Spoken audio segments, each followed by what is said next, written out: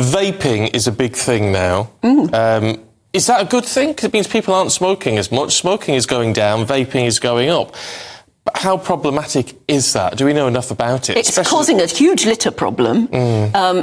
Dentists say it's causing an enormous problem with people's teeth because a lot of vapes have a sort of sugary flavour and it's going in and around in vapour form inside your mouth, causing dentistry problems. Yeah. And a lot of young people are starting to vape when they have never smoked. It's a big thing. Let's see what top physician, top oncologist, actually, Karol Sikora, makes of it all. He joins us now. It's really good to see you. I mean, what's your opinion on vaping? Is it problematic in that people are starting to vape when they've never smoked? That's the key problem, what we do about young people taking up vaping. There's no doubt that vaping doesn't cause lung cancer. It may cause some respiratory problems in some people, but they're relatively rare. And what we've seen since the famous paper from Oxford by Sir Richard Dull, who got the Nobel Prize in 1953, is that smoking has gone right down, and all the measures to stop smoking have reduced lung cancer really dramatically. Non-smokers still get lung cancer, so it hasn't gone away. But there's no doubt that's been the biggest change in my professional career as an oncologist, seeing lung cancer go right down.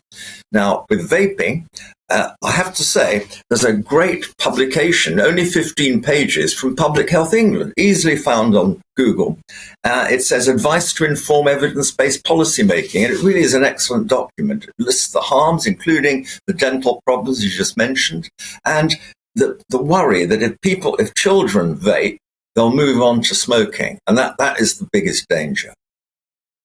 Children vaping outside the school gates, the minute they can get to a corner shop, they're buying vapes.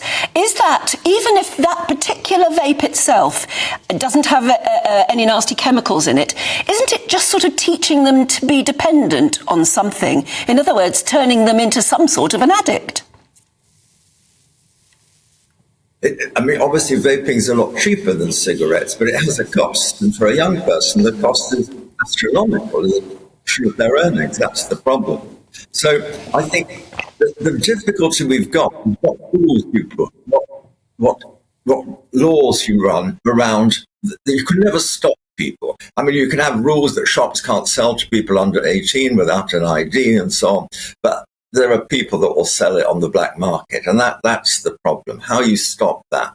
The nicotine's in there, so it's addictive. But the coal tar, which comes from actually smoking something, isn't there. And that's why you don't get cancer. But you do have the addiction problem. And some people get addicted to one thing, and then they go to other things. There's a sort of addictive personality the psychiatrists talk about. So they gamble a lot, they go for drugs, they go for smoking, they do risky behavior patterns and so on. And it all goes with an addictive personality. And it's very difficult to stop once people get going on anything. And then I suppose the last point that's very well made in the document is that, what about other people around? I feel uncomfortable walking by someone with a cloud of coming out of the vaping machine. Should I breathe in or should I just breathe out? I just walk by breathing out and don't breathe in. Am I right or am I wrong? And there's no real answer to that. No, it's part of the sort of worrying issue here is that we've made progress on a really big health problem with cigarettes and replaced it with something else. And of course, the commercial side of it, they're beautifully packed. I went into a vaping shop for the first time, just out of curiosity, about 2 weeks ago.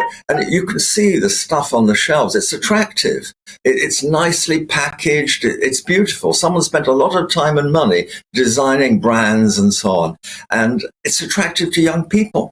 They see these things and it normalizes it, and they feel left out if they're not part of the vaping culture. It's better than Woodbines at the back of the bike shed, I guess, which was my experience with smoking when I was about 13 or 14. But it's not a way forward. We've got to have some sort of rules about it. Otherwise, we're going to head for a generation of people that do get addicted to nicotine and spend a lot of money wasting their time with it. That's a very interesting admission that you, given your top job, you actually did smoke when you were a youngster, did you? I smoked 4 Woodbine, I remember. And you could buy them in the corner shop at the age of 13, you know.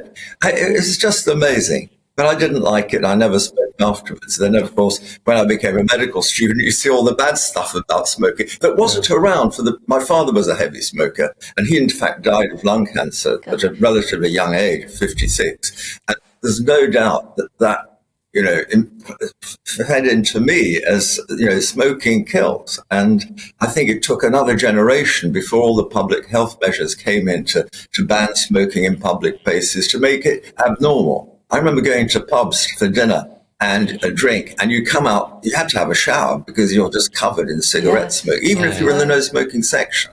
Even on the plane, British Airways, for example, you'd sit one row behind the smoking row. That's all gone, and the young people today don't remember what it was like. You're younger than me. No, I remember, I'm afraid. You know, well, look, you probably don't remember the VA non-smoking section, but there's no doubt it's changed for the better. Yes,